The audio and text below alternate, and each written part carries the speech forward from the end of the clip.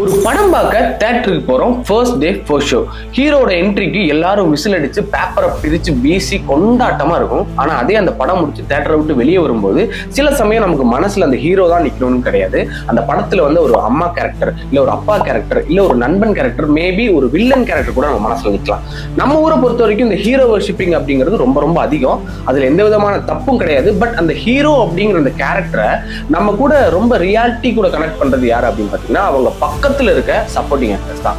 So இந்த வீடியோல நம்ம back bone of Tamil cinema அப்படின்னு சொல்லக்கூடிய இந்த சப்போர்ட்டிங் ஆக்டர்ஸை பத்தி தான் பார்க்க போறோம். சொல்ல போனா பேக் போன் ஆஃப் சினிமாவே இவங்க தான். ஸோ வித்தவுட் எனி டிலே வாங்க வீடியோக்குள்ள போகலாம். இதை நீங்க ஃபர்ஸ்ட் நம்ம சேனலுக்கு வந்திருந்தீங்கன்னா இப்போ இந்த சேனலை சப்ஸ்கிரைப் பண்ணிருங்க. இந்த வீடியோக்கு ஒரு லைக் பண்ணி உங்க ஃப்ரெண்ட்ஸ் எல்லாரும் ஷேர் பண்ணிருங்க. வாங்க வீடியோக்குள்ள போகலாம்.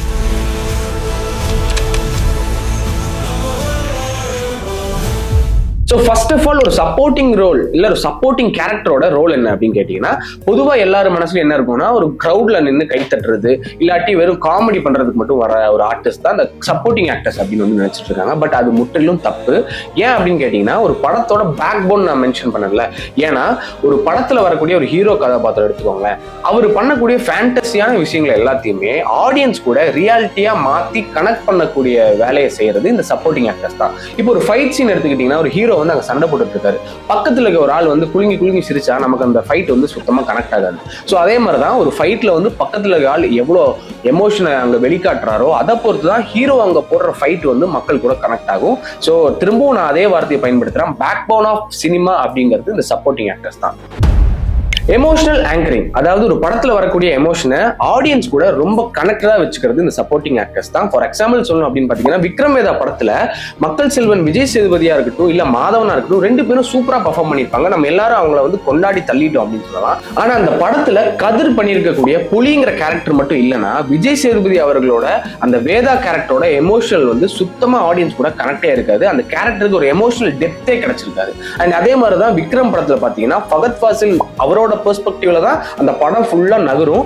ஆனா அவர் அந்த படத்துல டெக்னிக்கலி நம்ம பேசுறப்போ ஒரு சப்போர்ட்டிங் ஆக்டரா தான் வராரு. என்னதான் ஃபகத் ஃபாசில் மலையாளத்துல ஒரு பெரிய ஹீரோவா இருந்தாலும் அவர் தமிழ்ல பண்ணக்கூடிய கேரக்டருக்கு வந்து தனி ஒரு ஃபேன் பேஸ் இருக்கு அப்படின்னு சொல்லலாம். ஃபார் எக்ஸாம்பிள் அவர் பாத்தீங்கன்னா அவர் வேலைக்காரன், மாமன்னன், சூப்பர் டியூலக்ஸ், விக்ரம் இந்த மாதிரி ஏகப்பட்ட படத்துல வந்து அவர் அசால்ட்டா அவரோட ஆக்டிங் வந்து தெறிக்க விட்டுருப்பாரு. இதுல நிறைய படங்கள்ல வில்லனாவும் பண்ணியிருக்காரு. பட் டெக்னிக்கலி நம்ம பேசுறப்போ இது எல்லாமே சப்போர்ட்டிங் கேரக்டர் அப்படிங்கிற அந்த டேர்முக்குள்ள தான் வந்து அடங்குது. ஸோ ஒரு சப்போர்ட்டிங் கேரக்டரோட வேல்யூ என்ன அப்படிங்கிறது வந்து ஃபகத் ஃபாசில் அவர்கள் தமிழ் சினிமாவில் நடிச்சிருக்க பெர்ஃபார்மன்ஸை பார்த்தா உங்களுக்கு ஈஸியா புரிஞ்சிடும். ஸோ இதுல இருந்து நம்ம என்ன தெரிஞ்சுக்கலாம் அப்படின்னு பாத்தீங்கன்னா ஒரு படத்தோட யூனிவர்ஸை செட் பண்றதே இல்ல கிரியேட் பண்றதே இந்த சப்போர்ட்டிங் ஆக்டர்ஸ் எல்லாரும் சேர்ந்துதான். இப்போ ஒரு மெயின் ஆக்டர் இல்ல ஒரு ஹீரோ வந்து ஒரு படத்தை ஒரு காரோட இன்ஜின் அப்படின்னு வச்சுக்கிட்டீங்கன்னா இந்த சப்போர்ட்டிங் ஆக்டர்ஸ் தான் steering, wheel, body part, light எல்லாமே. ஸோ இந்த சப்போர்ட்டிங் கேரக்டர்ஸ் அப்படிங்கிறது வெறும் சப்போர்ட்டிங் கேரக்டர் மட்டும் கிடையாது. சொல்லப்போனா அவங்க தான் இந்த மெயின் கேரக்டர்ஸ். இப்போ நம்ம வந்து சப்போர்ட்டிங் கேரக்டர்ஸ் பத்தி என்ன வேணா நினைச்சிருக்கலாம், என்ன வேணா பேசலாம். ஆனா நம்ம இண்டஸ்ட்ரியில இருக்க லெஜெண்ட்ஸ் எல்லாம் என்ன பேசியிருக்காங்க அப்படின்னு பார்க்கலாமா? ஸோ முதல்ல எடுத்தோடனே நம்ம பாக்குறப்போ கமல்ஹாசன் அவர்கள் வந்து நிறைய இடத்துல வந்து சொல்லியிருப்பாரு நாகேஷ் தான் வந்து எனக்கு குரு அப்படின்னு வந்து அவர் சொல்லியிருப்பாரு. இப்ப நாகேஷ் அவர்களை வந்து நம்ம சொல்லும் போதே அவர் ஒரு கிரேட் காமெடியன் அப்படின்னு நமக்கு தெரியும். அண்ட் அதை தாண்டி அவர் வந்து ஒரு கிரேட் பர்ஃபார்மர், கிரேட் ஒரு ஆக்டர். அது மட்டும் இல்லாம இன்னும் பல படங்கள்ல அவர் அழுகவும் வச்சிருக்காரு, சிரிக்கவும் வச்சிருக்காரு, நிறைய படங்கள்ல சிந்திக்கவும் வச்சிருக்காரு. ஸோ டெக்னிக்கலி நம்ம பேசணும் அப்படின்னா நாகேஷ் அவர்கள் கூட சப்போர்ட்டிங் ஆக்டர் அப்படிங்கிற அந்த கேட்டகரிக்குள்ள தான் வருவார். கமல்ஹாசன் மட்டும் இல்ல, சிவாஜி சார் கூட SP Ranga Rao and MR Radha இவங்க ரெண்டு பேரையும் பல இடங்கள்ல பல டைம் வந்து பயங்கரமா பிரைஸ் பண்ணியிருப்பாரு. ஒரு இன்டர்வியூல கூட சிவாஜி சார் சொல்லியிருப்பாரு இந்த மாதிரி எம்ஆர் ராதா கூட நடிக்கிறப்ப நம்ம கொஞ்சம் பார்த்து தான் நடிக்கணும். ஏன் அப்படின்னா அவர் ரொம்ப அசால்ட்டா அந்த சீனை திருடிடுவாரு அப்படின்னு சொல்லுவாங்க. ஸோ அதாவது அவரோட பர்ஃபார்மன்ஸ் வந்து அவ்வளவு சூப்பரா இருக்கும் அப்படிங்கிறத அவர் அங்க சொல்றாரு. அப்ப இதுல இருந்து நம்ம என்ன தெரிஞ்சுக்கிறோம் அப்படின்னு பாத்தீங்கன்னா நடிகர் திலகம் அப்படின்னு சொல்லக்கூடியவரே ஒரு சப்போர்ட்டிங் ஆக்டரை தான் பெரிய நடிகனா வந்து பிரைஸ் பண்ணியிருக்காரு அப்படிங்கிறத தெரிஞ்சுக்கலாம். இன்னும் ஒரு படி மேல போய் நம்ம ஹாலிவுட்ல பார்த்தா கூட மார்டின் ஸ்கார்சே கூட இதே மாதிரி தான் ஒரு விஷயத்தை சொல்லியிருக்காரு. ஸோ அவர் என்ன சொல்லியிருக்காரு அப்படின்னு பாத்தீங்கன்னா a film is only as good as its supporting cast அப்படின்னு வந்து சொல்லியிருக்காரு. ஸோ ஒரு படத்துல ஹீரோ வந்து இல்லாத சமயத்துல அந்த ஆடியன்ஸை முழுக்க அந்த படத்துல கட்டி போட்டு வச்சுக்கிறது இந்த சப்போர்ட்டிங் கேரக்டர்ஸ் தான். சொல்ல போனா அந்த சப்போர்ட்டிங் கேரக்டர்ஸ் தான் டென்ஷன் பில்ட் பண்ணுவாங்க, எமோஷன்ஸை பில்ட் பண்ணுவாங்க, சில சமயம் காமெடி பண்ணி நம்ம ரிலீஃப் பண்ணுவாங்க, பல சமயம் நம்மளை அழுகவும் வைப்பாங்க.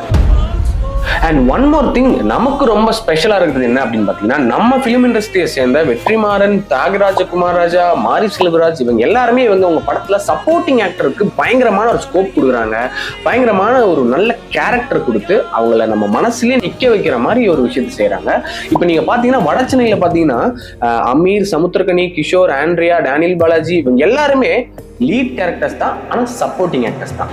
இப்போ நம்ம தமிழ் சினிமாவில் த கோட் சப்போர்ட்டிங் ஆக்டர்ஸ் அப்படின்னு சிலரை தான் பார்க்க போறோம். இதுல நாங்க நிறைய பேரை மிஸ் பண்ணியிருக்க வாய்ப்பு கண்டிப்பா இருக்கு. அதனால எங்களை முன்னாடியே மன்னிச்சிருங்க. ஸோ இந்த லிஸ்ட்லயே நம்ம தவிர்க்க கூட முடியாம நம்ம லிஸ்ட்ல டாப்ல இருக்கிறது யார் அப்படின்னு பாத்தீங்கன்னா மனோரமா தான். ஸோ மனோரமா வந்து 1000க்கும் மேல வந்து படங்கள் பண்ணியிருக்காங்க. காமெடி, சென்டிமெண்ட், வில்லனிசம் அப்படின்னு எல்லாத்துலயுமே பூந்து விளையாடி இருக்காங்க. அண்ட் அவங்களுக்கு அப்புறம் பார்க்கும்போது ரகுவரன் சார், அவரை நம்ம கண்டிப்பா சொல்லியே ஆகணும்.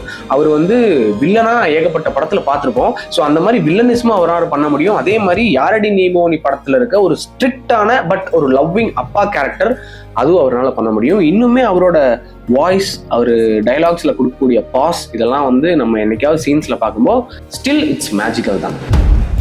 அண்ட் இன்னொருத்தர் இருக்காரு, இவர் வந்து பர்சனலா நம்ம எல்லாருக்குமே வந்து சைல்ட்ஹுட்ல ரொம்ப ஃபேவரட்டான ஒரு ஆளா இருந்திருப்பாரு. அவர் தான் பிரகாஷ் ராஜ். ஸோ பிரகாஷ் ராஜ் சாரை வந்து பயங்கரமான வில்லனிசம் நம்ம பார்த்துருக்கோம். அண்ட் காமெடி கடந்த ஒரு வில்லனா வந்து நம்ம கில்லி மாதிரி படங்கள்லையும் அவர் நிறைய பார்த்து ரசிச்சிருப்போம் அப்படின்னு சொல்லலாம். ஸோ இந்த வரிசையில வரும்போது இன்னொரு படத்தை வந்து தவிர்க்கவே முடியாது, அதான் அபியும் நானும். ஸோ கில்லியில பார்த்த பிரகாஷ் ராஜுக்கும் அபியும் நானும்ல பார்த்த பிரகாஷ் ராஜுக்கும் டோட்டலா வித்தியாசமா இருக்கும். கண்டிப்பா கில்லி நீங்க ரசிச்சிருந்தா அபியும் நானும் படத்தையும் நீங்க பார்த்து இம்ப்ரெஸ் ஆயிருப்பீங்க அப்படின்னு நம்புறேன். அண்ட் 100% இவர் இல்லாம இந்த வீடியோ நம்ம முடிக்கவே முடியாது. அவர் தான் நாசர். நாசர் சார் பாத்தீங்கன்னா தேவர் மகன், பாகுபலி, நாயகன், சைவம் இப்படிங்கிற பல படங்கள்ல சப்போர்ட்டிங் ஆக்டரா அந்த படத்துக்கு பெரிய ஒரு பிளஸ்ஸா இருந்திருக்காரு அப்படின்னு சொல்லலாம். அவரை வந்து கண்டிப்பா நம்ம வந்து எந்த படத்துல நடிச்சாலும் அந்த படத்துல இருக்க கேரக்டரா தான் பார்க்க முடியும். நாசர் சாரா எந்த ஒரு சீன்ல ஒரு சின்னதா கூட நாசர் சார் வெளியவே வர மாட்டாரு. அந்த கேரக்டர் மட்டும்தான் ஸ்கிரீன்ல தெரியும். அண்ட் தமிழ் சினிமால இன்னொரு அண்டர் ரேட்டடான சப்போர்ட்டிங் ஆக்டரும் இருக்காரு, அவரு தான் டெல்லி கணேஷ். ஸோ டெல்லி கணேஷ் அவர்களும் பார்த்தீங்கன்னா நிறைய படங்களை நடிச்சிருக்காரு. இப்போ நம்ம நாசர் சார் சொன்ன மாதிரியே நாயகன் படத்துலையும் வந்து டெல்லி கணேஷ் சார் இருக்காரு. ஸோ அந்த படத்துலையும் அருமையான ஒரு பர்ஃபார்மன்ஸ் கொடுத்துருப்பாரு. ஆனால் நிறைய இடங்கள் வந்து டெல்லி கணேஷ் சாரை வந்து நிறைய பேர் வந்து ரெகக்னைஸ் பண்றதுக்கு மிஸ் பண்ணிடுறாங்க அப்படின்னு நினைக்கிறேன். அதே மாதிரி தான் வந்து எம்எஸ் பாஸ்கர் சாரும். எம்எஸ் பாஸ்கர் சார் வந்து ஒரு காமெடி ட்ராக்ல ஆரம்பிச்சு இப்போ அவர் போயிட்டு இருக்க பாதையை பார்த்தீங்கன்னா வேற மாதிரி ஒரு இடத்தை நோக்கி போயிட்டு இருக்காரு. யங்ஸ்டர்ஸ் எல்லாரும் ரொம்ப பயங்கரமா அவரை ரொம்ப இன்ஸ்பைரிங்கா பார்த்துட்டு இருக்காங்க. ஸோ எம்எஸ் பாஸ்கர் சார் அவரும் வந்து ஒவ்வொரு படத்துலையும் அவரோட கேரக்டரை தான் நம்மளால பார்க்க முடியும்னு நினைக்கிறேன். அதே மாதிரி அவரை மாதிரி ஒரு வேர்சடைலான ஆக்டர் வந்து தமிழ் சினிமால கம்மி தான் அப்படின்னு நினைக்கிறேன். கமல் சாரே வந்து அதை சொல்லியிருக்காரு ஒரு டைம். நம்ம சும்மா ஒரு எக்ஸாம்பிள் பார்த்தோம்னா 8 தோட்டாக்கள் இருக்க அவருக்கும் பார்க்கிங்ல இருக்க அவருக்கும் வந்து வேற எக்ஸ்ட்ரீம் சொல்லலாம். அப்படியே பார்த்தீங்கன்னா நம்ம மரகத நாணயத்துல வரக்கூடிய அந்த ஒரு சின்ன கதாபாத்திரத்துல அதுல வேற மாதிரி இருப்பார் டோட்டலா. இதுக்கு முன்னாடி நம்ம வந்து ஒரு படத்துல வந்து ரஜினி, நானும் ரஜினியும் ஒரே டைம்ல பிறக்க வேண்டியதுன்னு சொல்லி ஒரு காமெடி சீன்ஸ் இருக்கும். ஸோ அதெல்லாம் பாக்குறப்போ இந்த எம்எஸ் பாஸ்கர் சார் தான் இப்ப இந்த பார்க்கிங்ல பண்ணதா, இவரு தான் இந்த 8 தோட்டாக்கள்ல பண்ணதா அப்படிங்கிற ஒரு கன்ஃபியூஷன் வர அளவுக்கு அவ்வளவு சூப்பரா வந்து நடிப்பை வந்து அவர் காட்டியிருப்பாரு. அண்ட் இன்னும் இல்லாம சில சப்போர்ட்டிங் ஆக்டர்ஸ் வந்து பார்டர் கடந்து நம்ம ஊருக்கு வந்து நடிச்சிருப்பாங்க. அதுல வந்து முதல்ல நம்ம சொல்ல வேண்டியது திலகன் சார் அதை சொல்லணும். திலகன் சாரை வந்து பொதுவாக நிறைய பேருக்கு தெரிஞ்சிருக்க வாய்ப்பு குறைவு தான். திலகன் சார் அவர் வந்து சத்ரியன் படத்துல வந்து ஒரு கேரக்டர் பண்ணியிருப்பாரு. சத்ரியன் படத்துல அருமை பிரகாசம் அப்படிங்கிற அந்த கேரக்டர் வந்து பண்ணியிருப்பாரு. ஸோ அதே மாதிரி இப்போ அதுக்கடுத்து வரிசையில இன்னொரு பார்டரை தாண்டி வந்த ஒரு சப்போர்ட்டிங் ஆக்டர் தமிழ் சினிமாவில் கலக்கிட்டு இருக்கிறது யார் அப்படின்னு பார்த்தீங்கன்னா நம்மளோட Lal sir. So Lal sir நீங்க கர்ணன் படத்துல பார்த்துருப்பீங்க, அதுக்கப்புறம் இப்போ மாமன்னன்ல பார்த்துருப்பீங்க. இன்னும் நிறைய படங்கள்ல வந்து அவர் இப்போ சிங்கப்பூர் சலூன்ல வந்தாரு. இந்த மாதிரி தமிழ் படங்கள் நிறைய படங்கள்ல அவர் தொடர்ச்சியா பண்ணிட்டு இருக்காரு. அதுக்கு முன்னாடியே வந்து நம்ம அங்க சண்டைக்கோழி படத்துல அவர் வந்து ஒரு பயங்கரமான ஒரு பெர்ஃபார்மன்ஸ் அப்பவே வந்து காட்டியிருந்தாரு. பட் அப்ப கிடைச்சதை விட அவருக்கு இப்போ இருக்க ரிசப்ஷன் வந்து ரொம்ப பிரம்மாண்டமா இருக்கு அப்படின்னு வந்து சொல்லலாம். இப்போ நம்ம பார்க்க போறது இந்த மாடர்ன் எரா. இப்போ இருக்க இந்த ஒரு கரண்ட் எரால ஜென்சி பசங்க இல்லாட்டி நம்ம 18 to 35 இல்ல 45 இருக்க ஆட்கள் வந்து படம் பார்க்குறப்போ இப்போ இருக்கக்கூடிய பயங்கரமான சப்போர்ட்டிங் ஆக்டர்ஸ் யாரு அப்படின்லாம் நம்ம பார்க்குறப்போ முதல்ல வந்து நம்ம தவிர்க்க முடியாத ஒரு ஆள் யாரு அப்படின்னு கேட்டீங்கன்னா எஸ்.ஜே. சூர்யா. ஸோ அவர் பார்த்தீங்கன்னா வரிசையா அவரோட படங்கள் பார்த்தீங்கன்னா எல்லாமே வந்து சூப்பர் டூப்பர் ஹிட் அப்படின்னு நம்ம சொல்லலாம். மார்க் ஆண்டனி, ஜிகர் தண்டா, XXX, அது இல்லாமல் இப்போ வந்து LIK வந்திருக்கு, மாநாடு வந்துச்சு. ஸோ இந்த மாதிரி அவர் நடிச்ச எல்லா கதாபாத்திரமுமே பயங்கர ஒரு ஹிட் தான் அப்படின்னு சொல்றேன். ஸோ அந்த வரிசையில் பார்க்குறப்போ நம்ம வந்து எஸ்.ஜே. சூர்யா வந்து இந்த கரண்ட் ஜென்ரேஷன்ல இருக்கக்கூடிய ஒரு டாப் சப்போர்ட்டிங் ஆக்டரா வந்து கண்டிப்பா கன்சிடர் பண்ணலாம். அதுக்கு அடுத்ததா வருது யார் அப்படின்னு பாத்தீங்கன்னா குரு சோமசுந்தரம். குரு சோமசுந்தரம் அவர்கள் வந்து ஜோக்கர் படத்துல வந்து நடிச்சிருந்தாரு.